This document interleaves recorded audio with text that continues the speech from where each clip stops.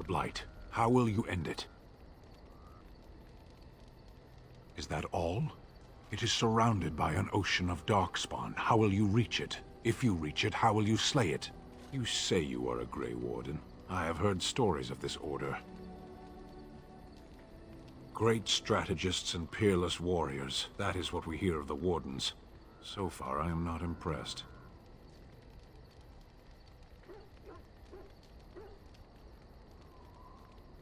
Evidently not. It remains only to see what you are here for.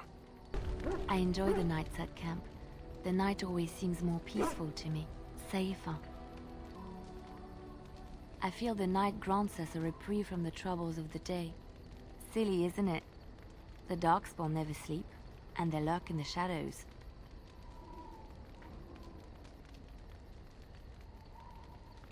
I enjoy those nights when we stand guard together, talking to pass the time in those small hours.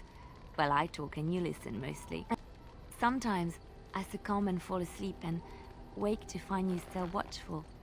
And I know you're watching out for me.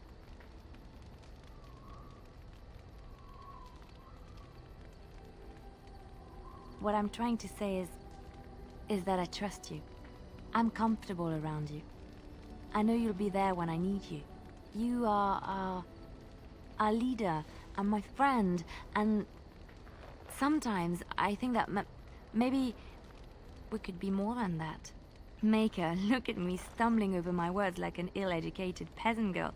Some bard I am. Really? No one told me. You felt the same way and didn't do me the courtesy of informing me? You made me say all those things. Why couldn't you have said them first? Oh, Oh, how very awkward. Oh, chivalry is so dead, making the lady spill her guts like that.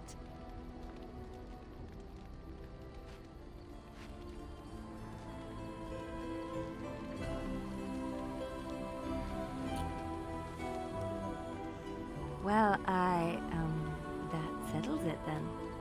I'm here for you.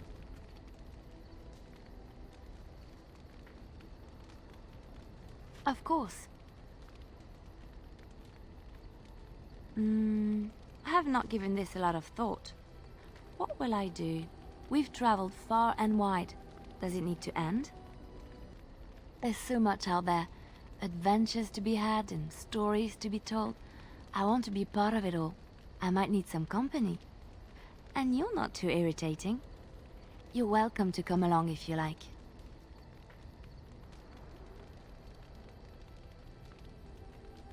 It is settled then. You and I wandering the world, seeking our fortunes. I can't wait. I see it found some augmentation crystals. I was not even aware it knew about them. Well done. So, what does it think? They don't make me look any wider, do they? I find I'm already too wide as it is. It must be the vertical pattern it put them in. Did it know to do that? It must have. I think it should find some more as soon as possible. I want to glitter from ear to ear, so to speak. Oh, that. Merely reflecting on the hopeless nature of the task in front of it.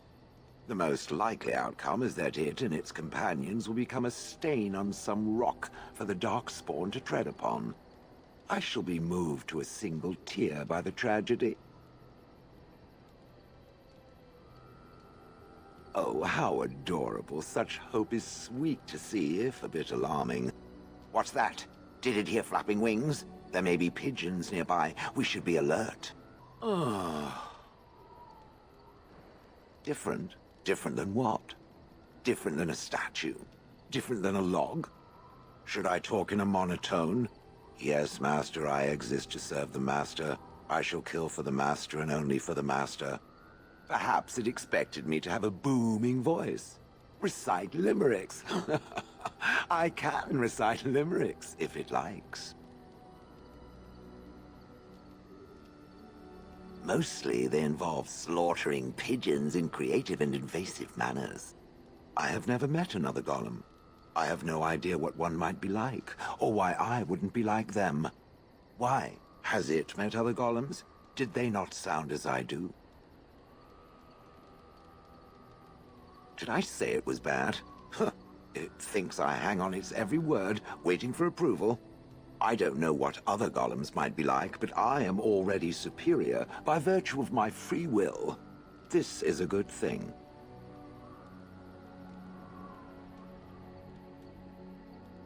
Imagine the benefits. No need to eat or sleep or perform other functions. Walk underwater, crush the heads of every opponent. The possibilities are limitless. Barring the occasional 30 years or so of paralysis, there's little to compare. Now stop talking so much. The wagging of its moist little tongue is distracting. It doesn't have better things to do. I like to think of them as accessories. I suspect that it is an art that was practiced when golems were more, commonplace. My former master collected whatever lore he could find on the subject. He searched far and wide to collect what crystals he could and then added them. It is not an unpleasant sensation. As I understand it, the crystals allow me to alter the flow of magic around me. Wilhelm had hoped to turn me into a battery of mana, something he could tap at will. Not really, although now that I think of it, these attempts may be what caused my disruption. Some of the crystals increase the presence of mana, some absorb or reflect spells. There are various kinds. All I can promise is that should it ever find one of these crystals, I can likely tell it the function and what it would do if added to me. Why not? I don't get to wear clothing and other adornments like the rest of you creatures after all. That answers its question, I assume? Unless it has more.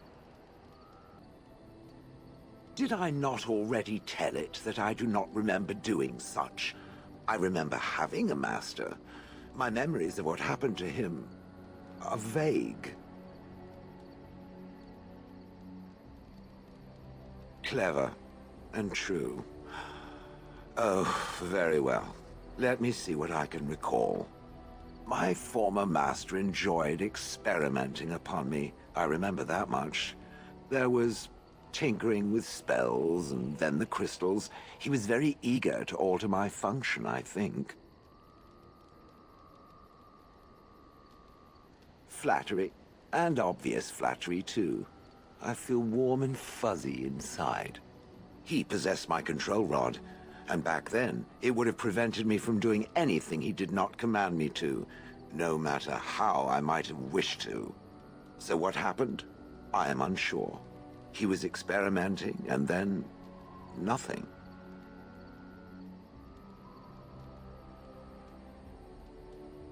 And then he was gone. I was standing where I was, in the village, and I could no longer move. The villagers came, poked and prodded me in fear, and then realized they could neither move me nor destroy me, so they simply left me. And in time, I forgot I hadn't stood there all along.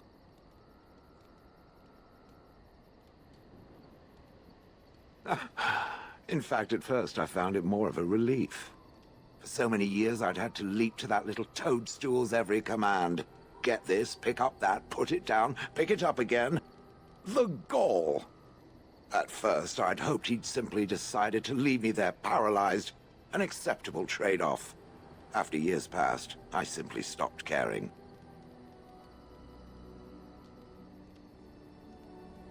I think I was ready to move on. Another few years and the moss would have covered my face. And then where would I have been?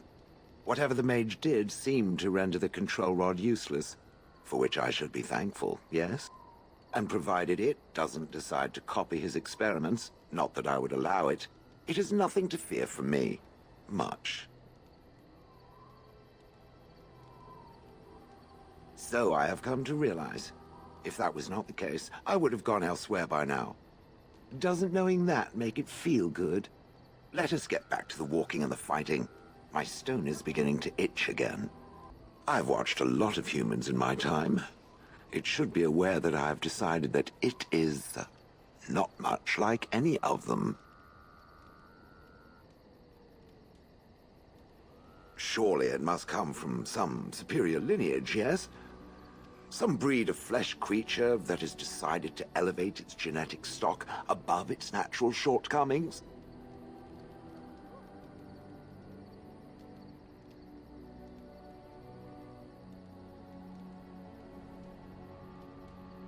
Then that must be it. The humans have always spoken about elves being inferior, but obviously this is their own stupidity talking. I would appreciate if it didn't spread around that I said anything. Humans might start to get the wrong idea. They might start thinking their race is not completely hopeless.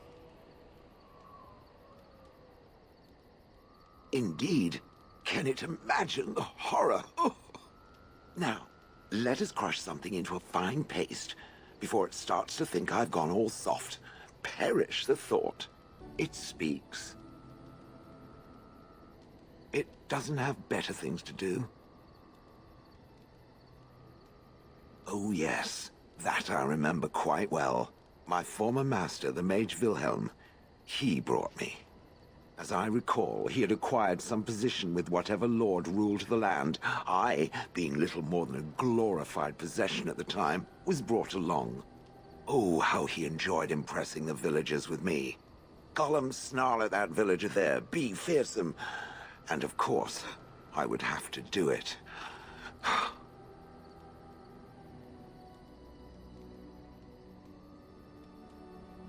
I'd have happily stomped them all into paste, and then ripped down their little houses and stomped on them, too. In fact, after 30 years of watching them, I'd do it twice. What I didn't like was being ordered to do it. Dangled in front of those frightened morons like some scary thing. Once I was a statue, it took those villagers years before they'd even approach me. The first one to actually work up the nerve to touch me urinated himself. Ugh. He did love using that control rod. Fondled it so much, his wife actually threatened to throw it in the lake. Ha! I would have liked to have seen that. Which reminds me, where did it find the rod? Did it pay a great deal for it?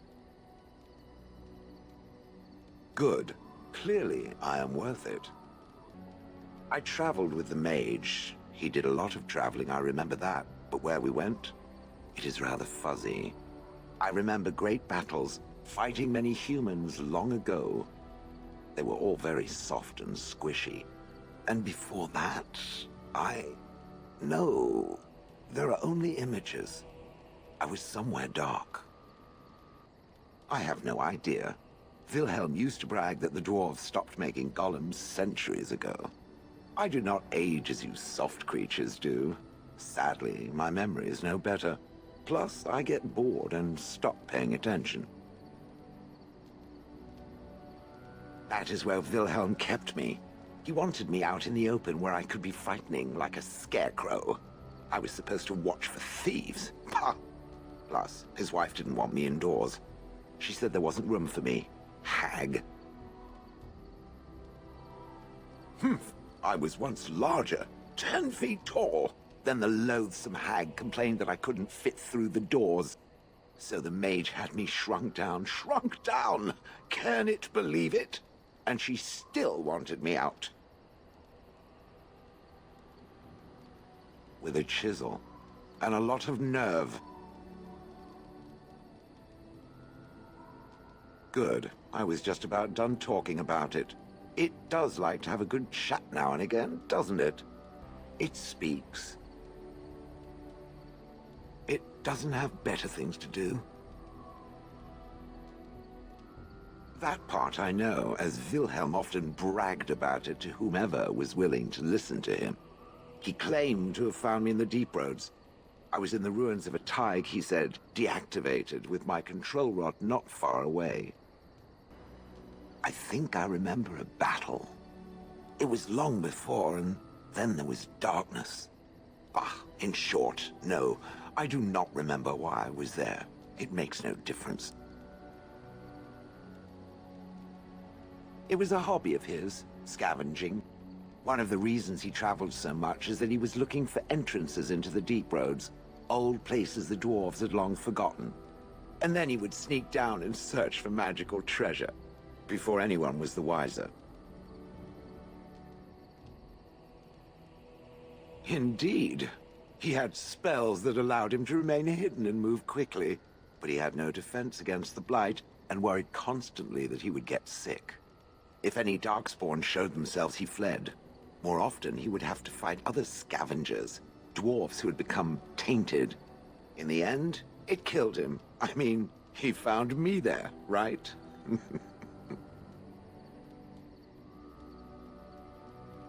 I wouldn't have had to put up with the twit, and I would be none the wiser.